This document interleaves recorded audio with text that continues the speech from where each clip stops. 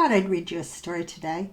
This story is about 15 minutes long, so if you don't want to sit and listen to the story, you can go to my website, www.tamaramerrill.com, and look under short stories. The name of this story is A Word About Ghosts. Let me begin by telling you, I see ghosts. I see them often. I see them everywhere. Not every minute of every day, but I do see ghosts almost every day. Depending on your belief, you, the reader, may stop right here. I won't be offended if you do. But if you are curious, keep reading, because I want to dispel some common misperceptions about ghosts. I do not remember a time when I wasn't aware of the ghosts. Not that I knew I was seeing ghosts. They were my earliest friends and playmates. As an only child, being raised by older adults, my imagination was praised, not analyzed. I do wonder what happens now when a child's imaginary friends are discovered. Is the child sent to counseling or given medication? In my case, when I talked to or handed a toy to my friend, someone would smile indulgently and go on with their own tasks. Entertaining myself was considered a most excellent skill for a 3-year-old. At age 4, I was ill with some childhood malady that required I spend time in bed. My great-grandmother came to visit and introduced herself to me as Granny Dot. I adored her immediately. She stayed in my room, either sitting in a chair or perched on my bed, and told me fairy tales. I would drift in and out of sleep, and she would always be there, always taking up the story right where she'd left off. Then one evening, my father came into my room, and he sat on Granny Dot. I yelled, "Stop!" and pushed him away. Granny Dot disappeared, and I burst into tears. That part I remember. The rest is what I've been told. When I sobbed that he'd hurt Granny Dot, my temperature was taken because I was obviously having some kind of fever-induced hallucination. It took hours to calm me down. My parents had no idea how I heard about Granny Dot. She died long before I was born, but they reasoned I must have heard her name somewhere. My dad, who did remember Granny Dot, sat with me, and sometime during that night, when we were both awake, he asked me to tell him about her. He swore that I described her exactly how we remembered her, right down to the flowers on her apron. I was 4. I did not make this up. I didn't have enough experience to do so. I didn't know what an apron was. I called it her other dress. An apron is Dad's word. I did keep asking where she was and saying I wanted her to tell me another story. Instead, Dad read to me from Babar until I fell asleep again. A day or two later, perhaps the next day, this all happened a long time ago, my mother came into my room and started to talk. I hushed her, not something I'd ever done before, but Granny Dot was back and finishing her story. My mother sank straight down to the floor and asked, "Is she here?" Of course, my mother's reaction was quite confusing to me. Only when Granny Dot explained that Mom and Dad could not see her or hear her did I understand the question my mother was asking. I know now that I spoke out loud to Granny Dot, but my parents only heard my voice, not Granny Dot answering. I asked my mother if Granny was right, and I refused to believe that she was telling the truth. If I could see her, surely my parents could see her. My parents discussed the situation. Finally, they agreed not to make a mountain out of a molehill, and they would ignore my imagination, sure that I would outgrow this phase. Instead, I was enrolled in school and told not to tell anyone about Granny Dot or any of my other friends. At that point, the word ghost had never been mentioned in my presence. The decision had been made to protect me from my quirks. I quickly learned that other children and teachers were unwilling to hear me talk to empty air, so I stopped. I began only acknowledging the people I saw around me when I was alone. As I quit talking to them, they quit talking to me. I still saw them, but they simply lived alongside me, kind of in a parallel world. My reading skills improved, and I read everything I could find about ghosts and about people who claimed to see ghosts. Some stories were similar to my own experience. Many were focused on scary occurrences and ghosts that seemed to want to harm the living. Some told tales of ghosts wanting to complete tasks they'd left unfinished in life or to correct mistakes they'd made. By high school, I began talking to my ghosts again. I asked questions. I tried to find out who they were and if they were connected to me. I could see them, but they didn't always answer me. Granny Dot was often nearby. I felt comforted by her presence. When I would see her in a room with me, she'd smile her approval and frown at me when she disapproved of my actions. We did talk occasionally, but not every time she appeared. I've never felt threatened by Granny Dot or any other ghost. I tried to talk to my mother and father about the ghosts, but they looked worried and asked if I needed to see a therapist. I left home and went to college, where I took up every class I could find on and off campus about paranormal activity, life after death, ghost hunting, ghost busting, etc. I learned many exciting things, spoke to a lot of amazing people, and even found a few that experienced apparitions the same way I do. Some people were frauds. They just wanted in on the fun. Their stories were so outrageous that they were easy to recognize. Skeptics abounded in all the meetings and classes I did, as did true believers. I was usually booed and discredited because I claimed to be surrounded by so many ghosts in my everyday life, and because my spirits were not vicious enough. At this point in my life, I finally accepted the ghosts and stopped questioning why I saw them. I do see ghosts that are angry, sorrowful, and filled with intense emotions. When I can, I communicate with them, although I have learned over the years to use my mind to reach out and only very occasionally find myself talking out loud to anyone. Some ghosts stay with me for years. Some I only see once. My most common ghost visitors are Granny Dot and my father. I also see an old boyfriend who died too young, and a child I first encountered in a hospital hallway. I've never seen my mother. I do not see ghosts in my living spaces except for the 4 I just mentioned. I do, however, see ghosts in my yard and neighborhood.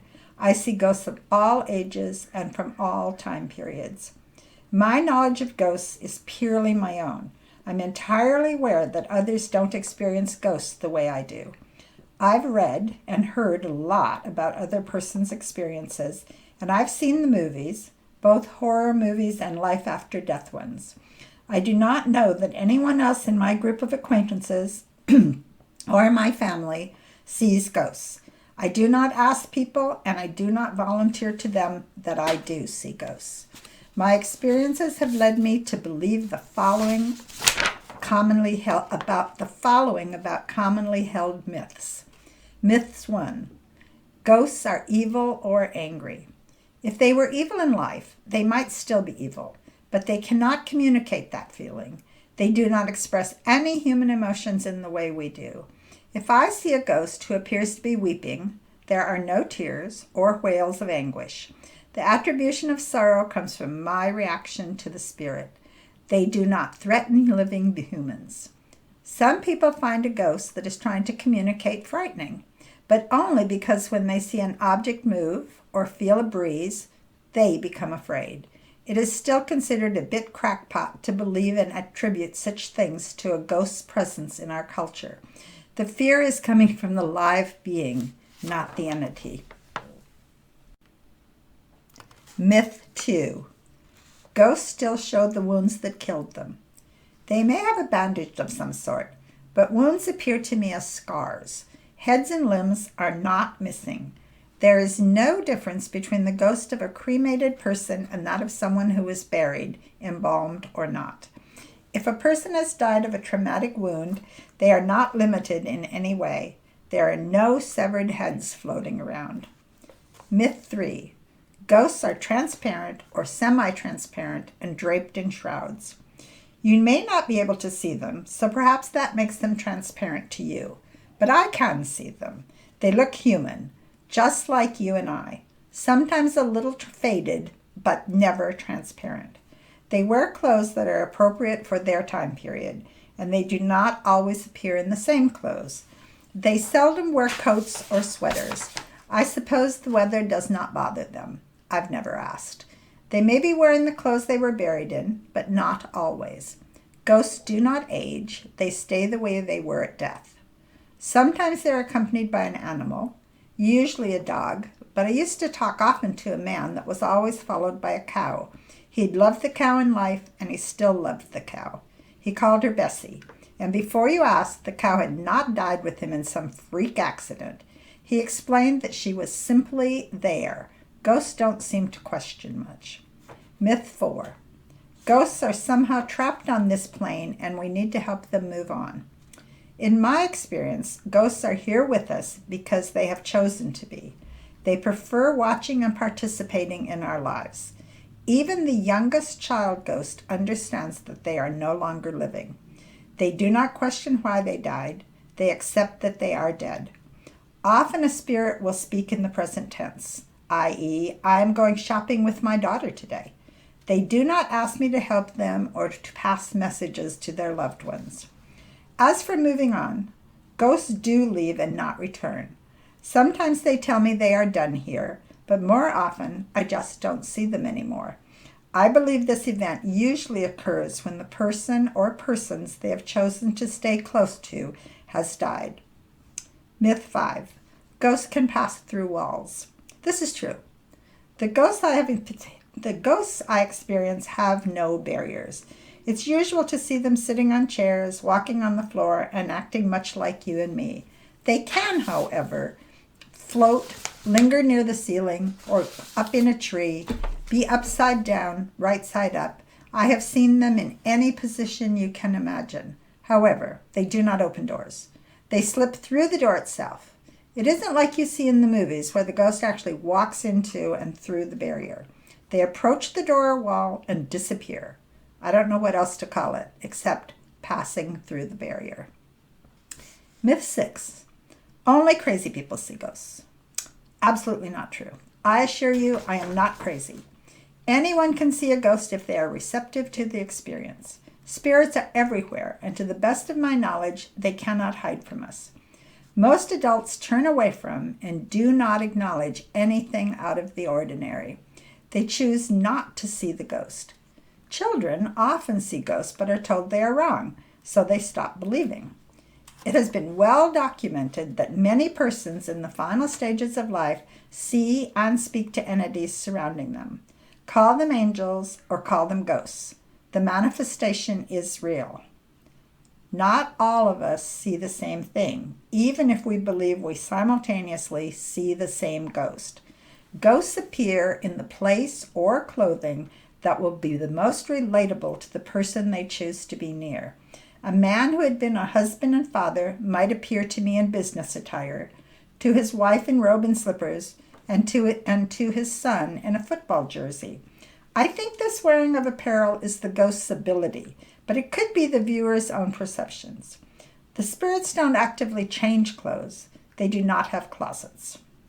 When the ghost is a stranger, which most of the ghosts I see are, their clothing is not essential to either of us, but they are always clothed in something. I have never seen a naked ghost. Myth 7. Ghosts are scary. Perhaps a bit, but only until you realize they are merely living on a different plane. You are lucky enough to be able to see them and maybe talk to them. There's no need to be afraid. Myth 8. Ghosts hang out in graveyards. True, but not exclusively in cemeteries. They walk the beach, appear in the mountains, in the theater, in restaurants.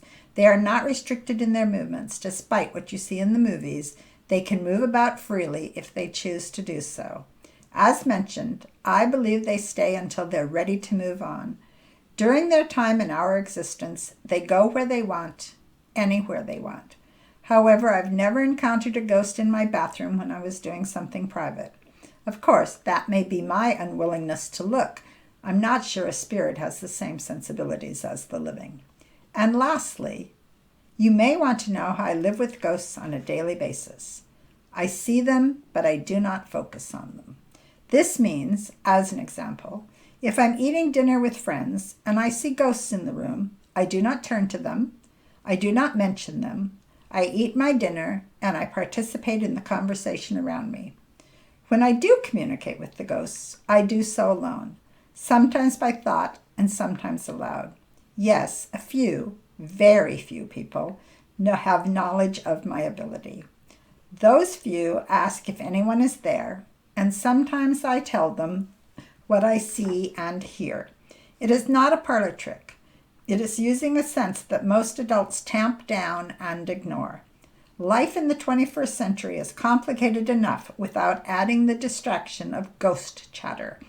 I tune it out until I'm ready to listen. That said, I am glad I see and talk to ghosts. Granny Dot has added much to my life and has guided me through hard times. Conversations with ghosts can be sad or funny, but they are never dull. I enjoy each and every interaction.